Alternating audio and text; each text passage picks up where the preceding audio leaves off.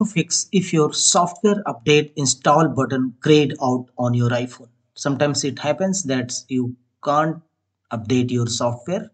Then here are the fixes. Tap on settings, go to general settings, tap on software update, and you will find out that software install update now button grayed out. It means you can't update your iPhone software.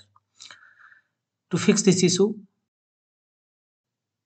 some workaround you have to apply on your iPhone. The first one is you have sufficient battery power on your iPhone.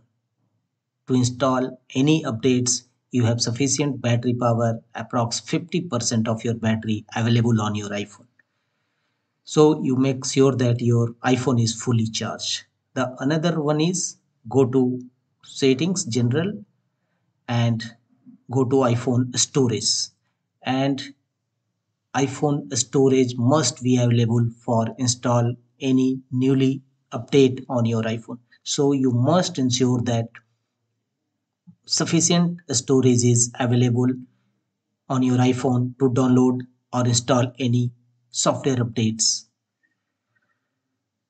And the third one is you have sufficient data or a strong cellular data available on your iPhone continuously without any interruption. So and cellular data most available and a strong network connection required to install any software iPhone software updates on your system. If these three things available, then